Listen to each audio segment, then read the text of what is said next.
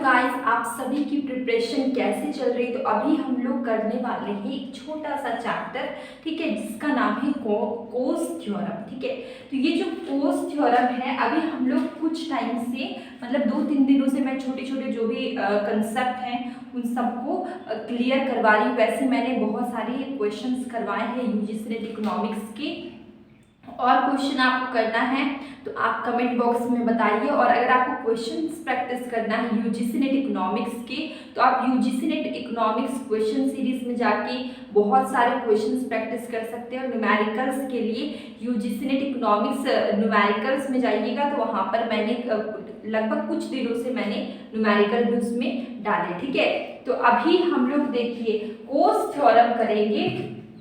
Coase theorem क्या है? ठीक है, तो कोस थ्योरम को जानने से पहले आपको ये जानना इम्पोर्टेंट है कि एक्सटर्नलिटीज क्या होते हैं, नेगेटिव एक्सटर्नलिटीज। ये जो कोस थ्योरम है ये इसलिए होता है क्योंकि नेगेटिव एक्सटर्नलिटी के कारण कोस थ्योरम होता है। कैसे?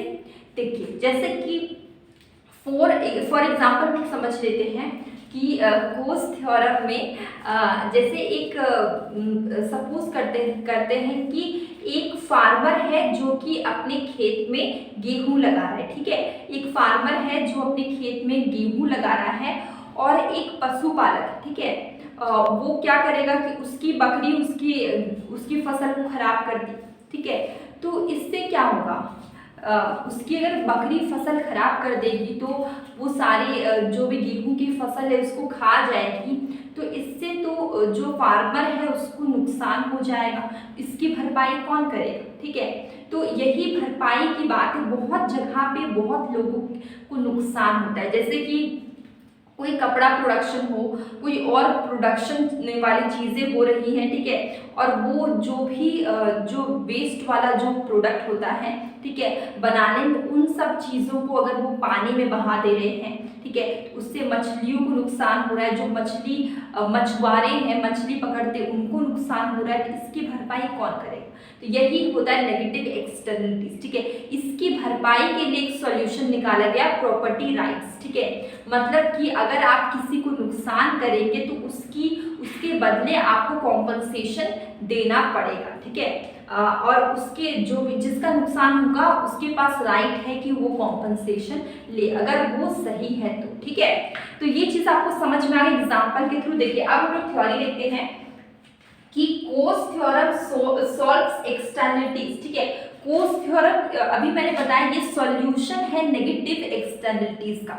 जहां पर भी मान लीजिए कि कोई फैक्ट्री है, ठीक है, सपोज कोई फैक्ट्री है, उसके सामने आपका घर है और आपको उसके नॉइज से, मतलब वहां पर बहुत ज्यादा शोर हो रहा हो, उससे आपको प्रॉब्लम हो रहा है। ठीक है, तो आपके पास एक राइट है, ठीक है, आप उसके बदले में आप उससे बोल सकते हैं। और आप एग्जाम्पल, बहुत सारे एग्जाम्पल आप ले सकते हैं। मान लीजिए कपड़ा का प्रोडक्शन हो रहा है, ठीक है, और उसका जो वेस्ट मटेरियल है उसको पानी में बहा दिया जाएगा, बहुत सारे वेस्ट मटेरियल। तो इससे क्या होगा, जो पानी का काम, जो पानी तो गंदा हो गया और मछलियों को नुकसान हुआ, मछुआरे को नुकसान हुआ।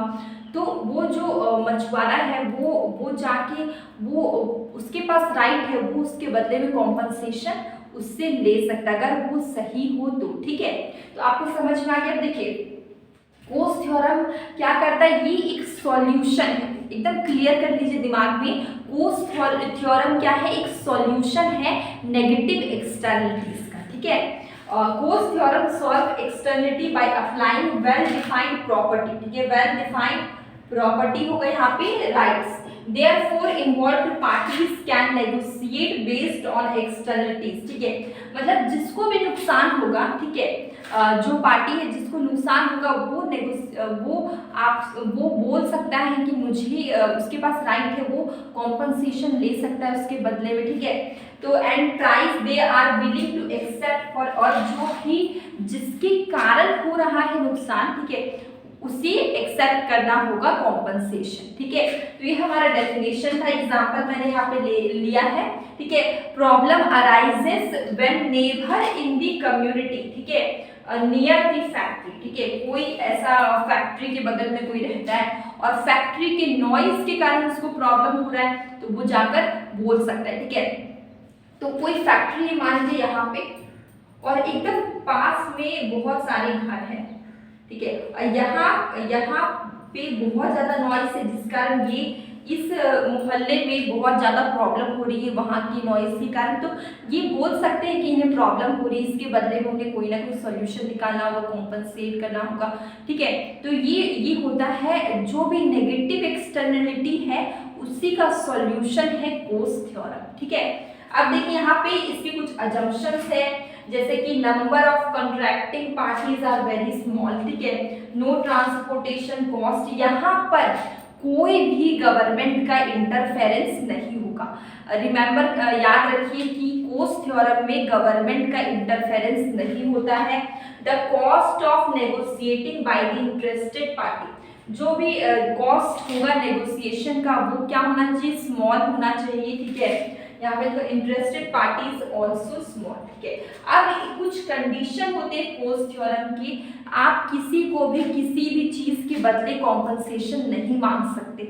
जब आप राइट होंगे, आपकी बात सही होगी, ठीक है, तभी आपको कॉम्पनसेशन मिलेगा। देखिए कंडीशन है कुछ कोस थ्योरम की कि property rights must be right and complete, जो भी आपका राइट है, ठीक है, प्रॉपर्टी राइट्स वो क्या होगा, आपका राइट होना चाहिए, सही होना चाहिए और वो कंप्लीट होना चाहिए, ठीक है। Transaction cost must be zero, और यहाँ पे बार्गेनिंग कॉस्ट क्या है, बहुत ही ज्यादा लो है, ठीक है।